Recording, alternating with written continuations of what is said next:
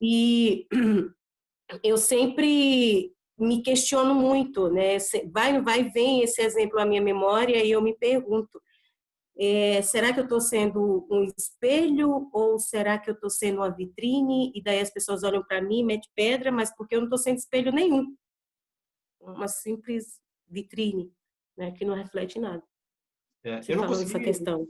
não consegui ouvir plenamente o que você falou, porque a internet está cortando, tá sendo difícil de entender, mas deu para pegar um pouco isso. Vitrine, espelho. Eu entendo assim, sabe, Lu? Sempre vai ter alguém que vai estar jogando pedra na gente, seja no nosso espelho, ou seja na gente vitrine. Não vai ter jeito, sempre vai ter alguém que vai estar jogando pedra nesse processo. Mas sempre a gente vai estar sendo visto por alguém. Sempre vai ter alguém que vai estar prestando atenção nas nossas ações, vai ter alguém que vai estar prestando atenção da forma como a gente fala, o tom de voz, como se veste. Não tem, sempre vai ter alguém nisso. E Paulo fala muito explicando, né, a forma de ser igreja para Filipos, para Romanos, para Gálatas, para Efésios. Ele sempre fala assim: sejam meus imitadores. Ele se coloca como um exemplo, né? Ele se coloca como um modelo para aquilo ali. Então, mas para que isso aconteça natural, vem de novo o mesmo processo, vem a santificação. Se a gente está caminhando diante de Deus, com o foco em agradar a Deus, independente do que vão nos apontar, ou nos jogar, ou fazerem contra nós, vai nos abalar no sentido assim, poxa, e agora? Será que eu estou sendo isso? Será que eu estou sendo um mau exemplo? Será que eu estou sendo aquilo? De uma certa forma, a gente caminha para agradar a Deus, mas fica com aquele olho para, mas será? O que vão dizer? O que vão falar? O que vão comentar? A gente espera essa aceitação do homem, né? No entanto, a gente não tem que ficar muito preocupado com isso. A nossa preocupação ou o nosso alvo objetivo é agradar a Deus. Agradando a Deus, Sim. Independente do que as pessoas vão entender, eu acredito que isso vai ser muito natural, sabe? Vai ser muito natural. E Paulo mesmo fala com Timóteo, dizendo assim, dê um testemunho solene diante de Deus e dos homens. Ele está dizendo assim, o seu exemplo seja diante de Deus. E os homens vão ver. Então, eles vão se render àquilo ali. Então, seja santo, seja santa. Então, relaxe o coração. Deixa o Espírito Santo caminhar, conduzir, e assim vai. Assim a coisa vai. Benção? Convém ressaltar também que a santidade deve predominar em todas as áreas da vida do cristão. O líder cristão tem que ser puro em tudo que fizer. Olha só. Sem exceção, pois a pureza que define os limites onde começa a igreja e termina o mundo e vice-versa. Não pode haver nenhuma dúvida nesse ponto. As normas elevadas de pureza e de santidade devem estar claramente definidas, para não rebaixarmos os padrões morais e acomodá-los às tendências das sociedades sem Deus. Se a gente não compreender isso, a gente desce o nível a um ponto assim deplorável, né, da santidade de Deus, da palavra de Deus, da grandeza de Deus sobre a nossa vida. Então, é como se a gente trouxesse as coisas para o nosso padrão, e é o contrário. A gente tem que elevar o padrão, a palavra de Deus ao padrão de Deus. Amém? Assim como os Tessalonicenses, nós conhecemos os mandamentos, que indicam como devemos proceder para agradar a Deus.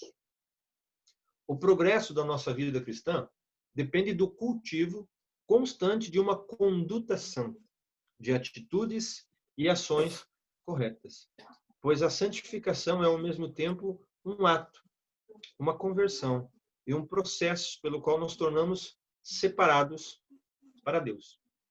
A melhor forma que a gente conhece, ou a mais conhecida, né, de santificação é isso, é que a gente é separado para Deus. A gente é santo para ser separado para Deus. Mas às vezes isso confunde, né?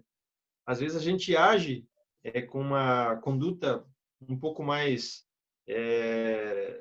rígida ou qualquer situação mais assim pontual, e às vezes pode transparecer para a pessoa que a gente é mais santo do que a outra pessoa. O interesse não é esse, o interesse é ser justo, agir com justiça agir com nobreza diante de Deus, né? Entendendo que a gente tem uma lei, a gente tem um mandamento, que a gente precisa conhecer e seguir ela. Tiago fala, né? Não adianta a gente só ouvir a palavra de Deus. A gente tem que ser operoso.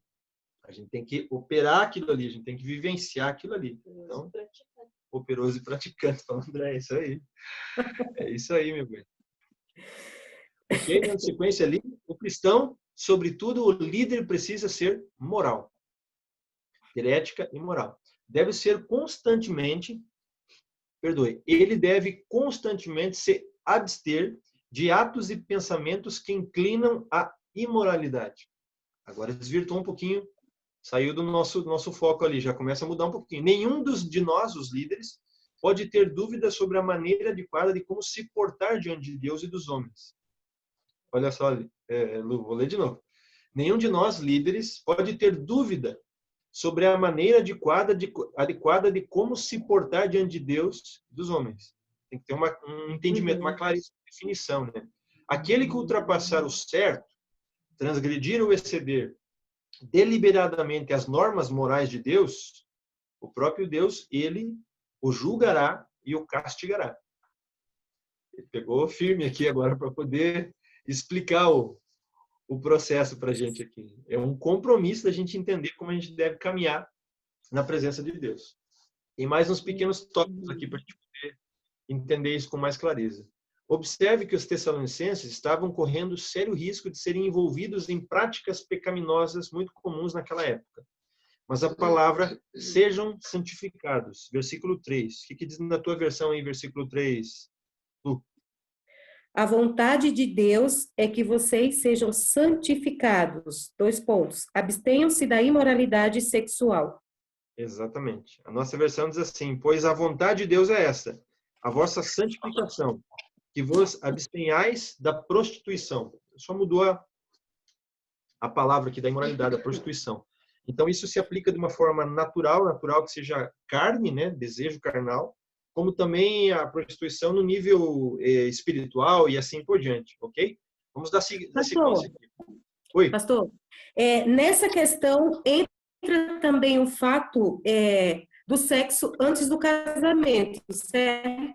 Se aplica, nós vamos passar por esses tópicos agora na sequência aqui já. Ele está falando, e é importante a gente entender, porque como a gente estudou na escola dominical e vamos começar a estudar as cartas de Paulo, a gente vai passar muito por ensinos nesse sentido de moralidade.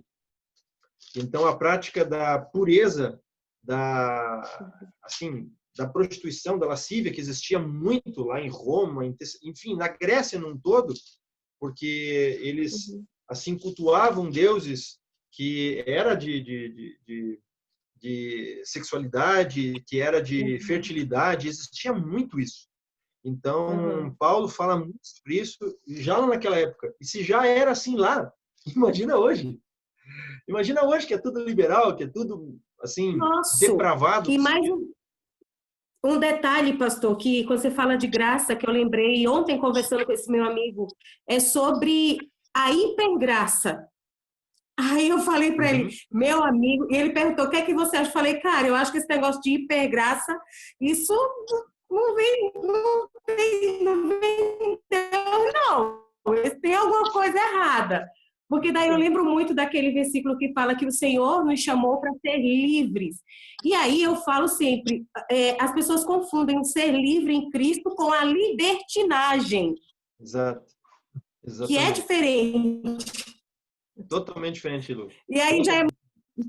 Os caras estão... Exatamente, totalmente diferente. A liberdade que Cristo nos libertou é uma liberdade... E isso é muito interessante, assim, um dos maiores paradoxos que eu vejo do caminhar com Cristo é interessante. A gente entrega a vida para Ele, né? A gente entrega o controle da vida para Ele, para que Ele nos dê o Espírito Santo e nos dê o domínio próprio, o autocontrole sobre a nossa própria vida. Olha só, que paradoxo maluco. A gente entrega para receber de volta com muito mais controle, com muito mais vida e com muito menos peso. Então, essa liberdade que ele nos dá é exatamente para isso. É como se fosse assim, o Espírito Santo é aquele que dá o cuidado. Filho, não, aqui não, não, não é por aí. Opa, passou, tá passando. Então, é esse cuidado. A hipergraça eu já não sei, eu sei da graça. Como Deus fala, ó, a minha graça eu conheço, agora a hipergraça eu não conheço. Então, aí já é uma coisa assim que, meu Deus do céu, porque, e aí a gente falou até daquele versículo de João 3,16, eu não quero fugir do assunto aqui do estudo da gente, e aí ele falou, Lu, como que é mesmo João 3,16? Eu falei, então, porque Deus amou o mundo de tal maneira que deu o seu único filho para todo aquele que nele crê. E aí ele falou, então, só que a hipergraça, ela prega somente o porque Deus amou o mundo, ponto. Falei, cara, e o resto, né, da frase? Então, assim, todo mundo, então Deus ama todo mundo, e todo mundo tá salvo, tá tudo certo, se diz que ama a Deus, ok, que crê, eu falei, meu... Aí, mais uma vez, eu falei, voltemos ao Evangelho. Será que precisa de outra reforma? Eu acho que não. Mas a gente precisa voltar ao Evangelho simples e puro, né? Que as pessoas estão viajando muito na maionese. É bem isso. O que a gente está estudando hoje, Lu, responde o que teu colega, essa pessoa comentou com você. A gente está falando sobre santidade e santificação. Faz parte da graça? Plenamente. Plenamente. São duas coisas diferentes, como a gente já viu, santificação e santidade. Maravilha? Só vou tocar para a gente não atrasar muito. Sim. Ok. Sejam santificados. Foi utilizado como significado para dizer sejam consagrados, sejam separados, que implica numa dedicação radical a Deus, completa, plena, e uma separação radical do pecado, do mundo. Então, ser santificado é ser consagrado, ser entregue ao sagrado, ser entregue a Deus. Ser separado do mundo, do pecado e ser separado para Deus. Continuamos vivendo no mundo, continuamos sendo alcançados pelo pecado, continuamos tendo que, como eu já falei, lutar pela nossa carnalidade, porque quando é pelo Espírito não tem luta, é algo natural. O Espírito milita, o Espírito luta, não é nós. O Espírito milita. Então, é ele que vai lutando com esse processo. Então, a gente vai se rendendo e a coisa vai sendo mais suave nesse sentido. Você anotou alguma coisa aqui, não? Já tem aqui anotado no vídeo. Então, lê pra gente. A abstinência da prostituição refere-se a todos os pecados sexuais, sexo antes do casamento, sexo extraconjugal, homossexualismo, lesbianismo, sodomia, estupro e incesto. A santidade requer abstinência de tais práticas. Ainda bem que isso era só naquela época, né? Não era agora, né? Nossa sorte. Era só naquela época, né, Cláudio? Né, Lu? Misericórdia de Jesus. Misericórdia de Jesus. Olha só, nós vamos passar por tudo isso. Vamos lá para a gente poder chegar até aí. Quem está anotando, quiser anotar isso aí, Bruce Wilkinson disse que a santidade exige a separação do secular para o sagrado. A recomendação da santificação é integral. Espírito, alma e corpo. Então, vamos lá. Santificação do Espírito. Quem quiser anotar, quem quiser acompanhar junto aqui. Santificação do Espírito. É discernir o bem do mal, o certo do que é errado. A santificação do Espírito, vamos colocar assim. É discernir o bem do mal. Okay? Do que é certo, do que é errado. Essa é a santificação, ou esse é o trabalho gerado no Espírito. Santificação da alma. Ok? Segundo ponto. Serve para purificar sentimentos e as vontades. Serve para purificar sentimentos e as vontades, ou os desejos, né? Para que as nossas ações sejam puras. Então, a santificação da alma, o que é? Santifica o nosso pensamento, ter a mente de Cristo. Olha como é interessante. Santificação da alma. Ok? E a última, santificação do corpo. Precisa santificação do corpo? Precisa, Du? Precisa, Cláudio? Precisa. Precisa, amor? Acabamos de ler, né? Acabou de ler alguns exemplos clássicos aqui, né? Do que é não ter o cuidado com o corpo, né? Com o templo. Tipo assim, beleza, o que vai levar a alma, então o corpo, tô de boa. É um conjunto, nós fomos feitos corpo, alma e espírito, né? Ou alma e espírito junto e corpo, enfim, dicotomia, tricotomia, não é o nosso tema aqui, mas nós somos feitos como um todo. Se Deus nos salvou como um todo, é corpo, alma e espírito. Ok? Avançando um pouquinho. Assim como os tessalonicenses, não podemos permitir sermos dominados pela tentação da prática do adultério. Agora a gente vai entrar num ponto muito interessante, um terreno muito delicado no sentido assim, a gente entende como o adultério só o ato lá, olha só, ou qualquer outro tipo de infidelidade sexual. Se comete um adultério sozinho? Sim ou não? Sim, exatamente. Hoje em dia é a coisa mais fácil. Eu posso ficar diante de um computador, qualquer pessoa pode ficar diante do computador fazendo tudo errado. Ok? Jesus, ele só complicou, né, pastor?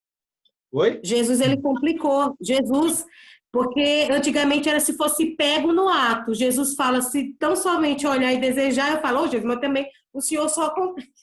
Tô brincando, Exatamente. Né? Mas... Exatamente. É bem isso. Só de né? olhar. É bem isso. Exatamente. Hoje, como eram os dias de Paulo, vivemos num ambiente tolerante, do ponto de vista moral e ético, principalmente na área sexual. Olha só, olha onde a gente está entrando sobre a moral do líder e a santificação. Olha o terreno que a gente está entrando.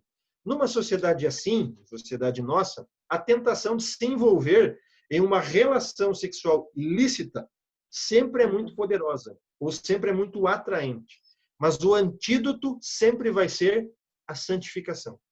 Então, o que ele está dizendo? O pecado vai estar batendo na porta. Você vai estar ali, vai estar acontecendo. Vai aparecer o que não tem que aparecer, vai convidar o que não tem que convidar, vai aparecer todo tipo de situação para isso. O que vai nos barrar, o que vai nos guardar é o Espírito. É a santificação dada pelo Espírito. A carne pode até desejar, ok? Mas o Espírito é aquele que cuida, é aquele que santifica, é aquele que guarda, é aquele que protege. Então, volta ao que a gente falou. Os verdadeiros filhos de Deus, ou os filhos de Deus, são guiados pelo Espírito de Deus. Ouve a voz do Espírito. Filho, está passando, não, é pecado, não está certo. Filha, está passando, é pecado, não está certo. Então, ele vai dando esse filtro, esse controle para as nossas vidas. Amém? Todos nós conhecemos alguém, ele colocou alguém, né, que por ceder à tentação sexual, caiu, foi prejudicado em seu relacionamento primeiramente com Deus, consigo mesmo e com as demais pessoas. Os padrões morais da sociedade contemporânea estão em baixa. Mas o cristão, especialmente o líder, tem que ser alguém diferenciado. Ele é chamado à santificação, que implica em compreender de maneira nova e a si mesmo e aos outros no âmbito das relações humanas. Portanto, devemos sempre estar vigilantes para não comprometermos as altas exigências morais do reino de Deus. Olha como ele enfatizou bem aqui. Existe um corte, uma régua, um padrão do reino de Deus. Por isso que Paulo vem falando tanto sobre a santidade, de se manter santo no processo de santificação, buscando como alvo a santidade. Que isso agrada a Deus. Essa é a vontade de Deus. Que a todo tempo, em todas as situações, em todas as tentações, o Espírito vai nos santificando. O Espírito vai nos santificando.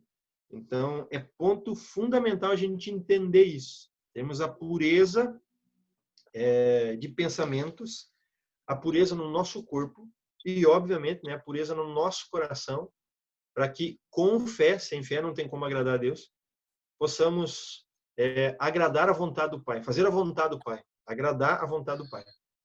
Amém? Alguma perguntinha até aqui? Todo mundo compreendendo o processo? Cláudio chegou no meio do caminho, Edu também, mas está tudo... Não, é que ainda tinha que cair, caiu a ligação aqui, daí caiu tudo. Beleza, não tem problema, Claudião. Não, Vamos junto. tá tudo certo. Tamo na área. Dando sequência.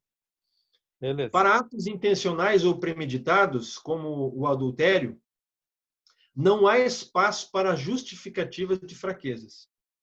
Olha só o que ele enfatiza. Para atos intencionais ou premeditados, como o adultério, não há espaço para justificativa de fraqueza. Então, se a gente já dá a ideia de desculpinha, ou ouvir alguém que deu a desculpinha, mas não deu para suportar, mas era muita tentação, é intencional, é premeditado, nasceu no coração. Como Jesus mesmo declara, não é o que entra, né? É o que sai do coração, é o que já está ali. Por isso que ele fala, tem as guerras, os homicídios, os latrocínios, o adultério, tudo já está no coração. Então, se a gente sucumbe a isso, teve a intenção, teve o desejo, nasceu no coração. Tentar justificar o nosso comportamento dizendo que somos apenas humanos nos torna pessimistas, ele cita aqui. Leva até mesmo a uma postura desafiadora. Em pouco tempo, estaremos presos a um pecado que se recusa em nos deixar. Como o pastor sempre comenta com a gente, né? O pecadinho de estimação. A gente vai guardando, vai guardando, vai guardando. A gente não, né? É um primo, um amigo, um colega. Não tem como guardar isso aí de forma alguma. Tem que lançar fora, se arrepender e deixar o Espírito Santo ir santificando a vida. Não há outro jeito. Esse padrão de comportamento se torna tão familiar para nós que acabamos por preferir de não mudar. Se pecamos, isso se deve à nossa natureza. Logo, somos responsáveis pelos nossos atos. Todavia, Deus nos testa. Olha que interessante aqui. Deus nos testa. Ele não nos tenta, ele nos testa, ou nos prova, né? E também permite que Satanás nos tente. Olha como é interessante. Ele nos testa. Satanás nos tenta. Exatamente. Ele colocou muito bem as palavras. E é importante a gente entender. Então, perguntinha. Toda tentação é do diabo? Sim ou não? Não? A tentação, sim. Como a gente leu aqui. A tentação, sim. A prova, não. Deus pode usar a tentação para nos provar? Sim ou não? Não. Sim. O que aconteceu com Jesus no deserto? Ele permite o diabo nos tentar. Exato. Mas, ô pastor, às vezes, olha eu, você falou aí, as tentações vêm sempre do diabo, aí eu fiquei aqui pensando, aí de prontidão já respondi, não, porque às vezes tem coisa que é do nosso mau caráter, da nossa carne, da nossa vontade, e a gente põe a culpa, às vezes nessa hora, o coitado de Satanás. Exatamente. Eu costumo falar assim, né? O diabo sempre vai fazer o papel do diabo. Então, quando Jesus foi levado para o deserto, vamos pegar esse exemplo clássico, o melhor de todos. Quando Jesus foi para o deserto, ele foi porque ele quis? Não. Ele foi por ordem de quem? Por ordem do Pai. O Espírito Santo levou quando ele estava cheio do Espírito. Olha como é interessante. Então, quando a gente está cheio do Espírito, Deus vai provar. Ele provou o Filho. Ele testou o Filho, porque o Filho precisava ser provado. A gente precisa entender. Então, se Satanás veio ao próprio Filho, imagina a nossa própria vida. Em quantas circunstâncias ele vai vir nos tentar? Em quantas circunstâncias ele vai vir nos derrubar? Em quantas circunstâncias ele vai vir colocar o pecado diante de nós para estar dizendo diante de Deus, quer ver que ele vai cair? Quer ver que ela vai cair? Quer ver que ela vai pecar? Quer ver que ele vai pecar? Ou o sangue que você derramou pela vida dele, pela vida dela? Quer ver? Então, a gente pode pensar, não, isso não acontece. Acontece.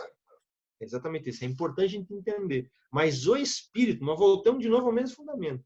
O Espírito é aquele que nos guarda. É aquele que nos santifica. É aquele que põe limite. É aquele que fala para nós. É pecado? É pecado. É pecado. Então, a gente precisa ter esse entendimento, essa clareza. Então, é essa sensibilidade com o Espírito que vai nos guiando. Amém? Amém. Por ser o nosso corpo o templo do Espírito Santo, devemos saber usá-lo de maneira santa. Agora ele entra num terreno bem delicado. Sexualmente falando, diz assim. Devemos saber usá-lo de maneira santa, sexualmente falando. ninguém tem o direito de fazer o que quiser com o seu próprio corpo. O corpo do cristão pertence a Deus. Por isso, ele não pode violar os padrões morais estabelecidos por Deus. O líder cristão deve glorificar a Deus, tanto em seu espírito como em seu corpo. Aí tem uma declaração aqui numa letra mais diferenciada, então deve ser muito importante nós lermos aqui. Deus é perfeito e quer santidade total no corpo, na alma e no espírito. Ele deseja uma habitação que prime pela excelência, pois não pode adentrar num lugar que não tenha o brilho da santidade. Por esse motivo, o Senhor almeja quebrar as fortalezas que às vezes se escondem dentro do homem. Como exemplo, orgulho, soberba, mentira, ansiedade, medo, ansiedade, amargura e outros sentimentos. Tudo isso, sentimentos, ok? Como esses, que são cadeias que acabam por aprisionar pessoas de todas as camadas sociais, credos e raças. Veja como se encaixa a santidade, como se encaixa a pureza diante de Deus em todos esses exemplos de adjetivos que são os sentimentos que a gente passou. Às vezes a gente olha só pureza e entende que é algo lascivo, que é a lascívia, né? Que é aquele desejo carnal. Se aplica a várias situações. Ele exemplifica isso de uma forma bem abrangente para a gente poder entender. Amém? Todo mundo compreendendo até aqui? Todo mundo firme até aqui? Beleza? Amém. Seguindo aqui, estamos indo para o finalzinho. Outra área em que o líder, né, ou o cristão, deve ser santo é nos relacionamentos.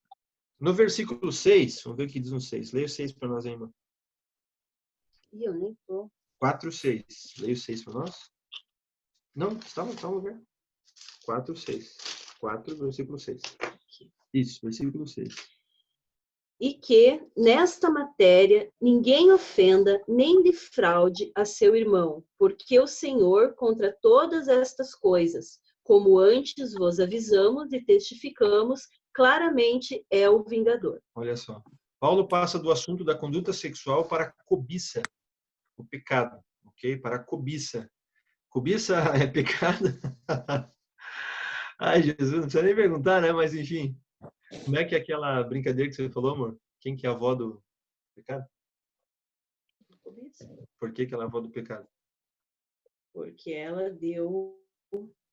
A luz. Deu a luz... deu a luz ao pecado e o pecado... Gerou a cobiça. Não. A cobiça deu a luz ao pecado e o pecado gerou a morte. Então, a morte é neta da cobiça, ou seja, a cobiça é a avó da morte. Complicou, mas eu vou entender. É isso aí. Agora eu entendi. Ok? Nas relações humanas, alguns têm sido verdadeiros opressores do seu próximo, iludindo e desfrutando e procurando levar vantagem sobre os outros. Isso também é impureza. Olha como é interessante isso. Isso também é impureza. Defraudar, humilhar, oprimir, se aproveitar, ok? Tentar subir, escalar a pessoa é impureza diante da explicação que Paulo está dando à carta aos Tessalonicenses. Atitudes pecaminosas, práticas aberrantes e indecentes. O julgamento de Deus sobre qualquer tipo de impureza, inclusive a injustiça, é inevitável. O Senhor castigará todas essas práticas. Então, mexe profundamente com a gente. Traz um outro entendimento sobre a impureza, né? Não é só o fato do corpo. Vem envolvendo, vai passando em outras áreas também. Paulo expõe que uma das expressões da impureza sexual é o adultério. Uma das expressões, o qual acompanha a história do homem na Terra desde o começo, em que ele passou a viver organizadamente em sociedade. Então, desde que se tornou sociedade, desde que o homem começou a conviver com a espécie, na verdade, desde que entrou o pecado, dali em diante entrou a impureza sexual. Dali em diante, Satanás contaminou ou distorceu o que é santo, que é o casamento, que é o ato do amor, o ato do sexo. Então, a pergunta cabal, sexo é pecado? Parece uma brincadeira para a juventude, né? Sexo é pecado? É óbvio que não. Depende. Não, ele é dado por Deus, ele é santo. Sexo é santo. Se ele é Mas, aos olhos de Deus, santo.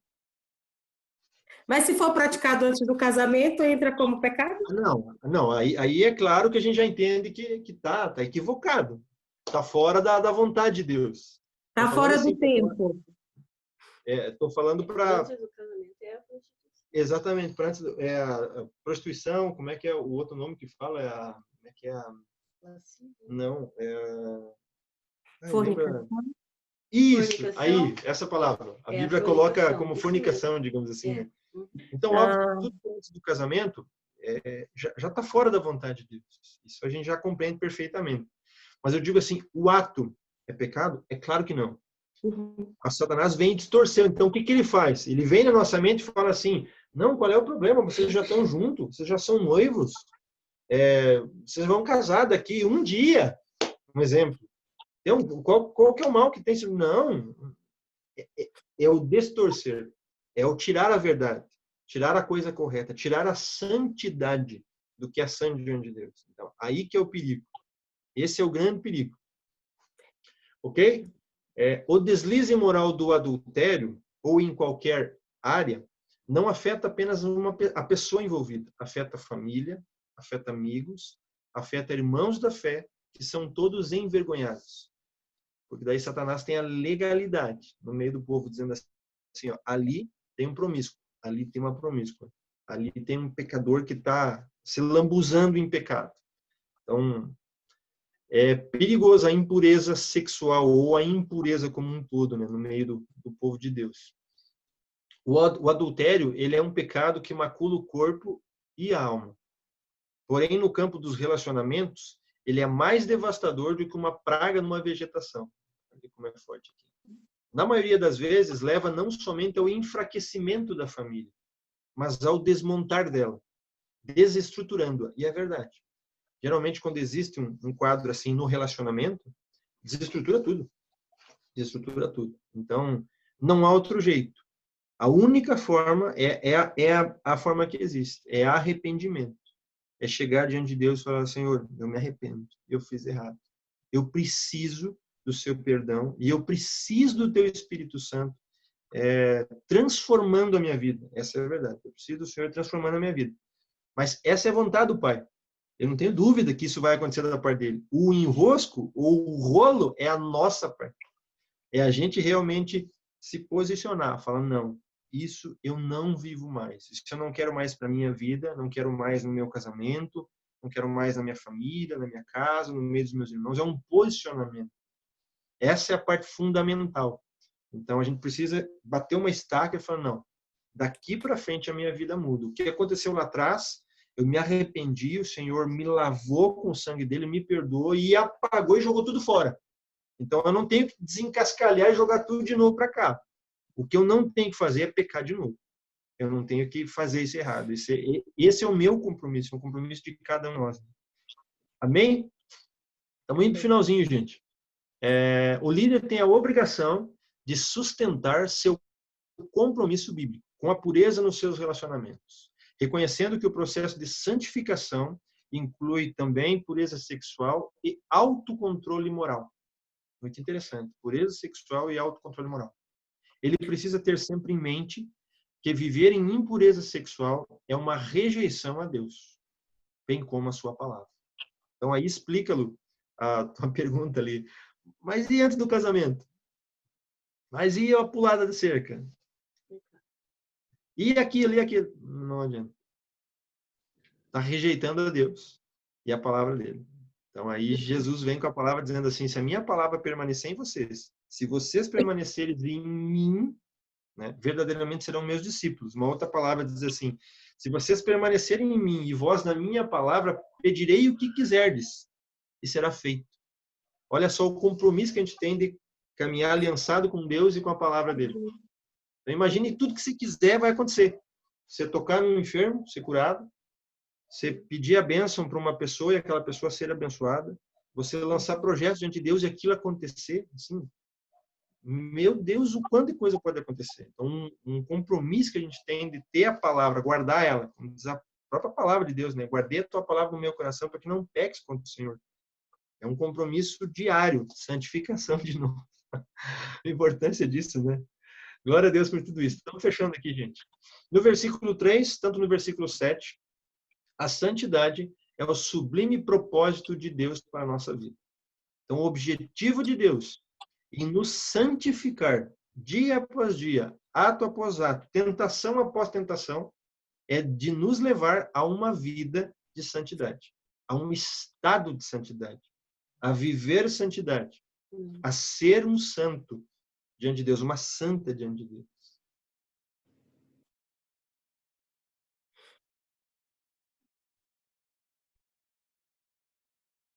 Eita, travou? Então, esse é o objetivo do dia. Isso não acontece, não. Essa direção de Deus, ela é para todos os separados, né? Todos os separados, todos os santos, separados para Deus, né? Mas para nós, líderes, ela vem bem mais pesada, né? E é como você falou, nós precisamos ser o espelho, não a vitrine, o espelho. Então, a gente precisa realmente, né, espelhar para quem nos vê essa santidade, né? Esse processo, né, de santificação para a santidade, né? Uhum. Glória a Deus. Glória a Deus. Glória a Deus. Concluindo aqui, que se trata de uma questão de integridade pessoal. Aí voltou lá no primeiro tópico que a gente viu, os 4 tópicos lá: integridade, responsabilidade, compaixão e perdão. Então, a integridade, se ela é manifesta nas nossas vidas, ela se complementa em santidade.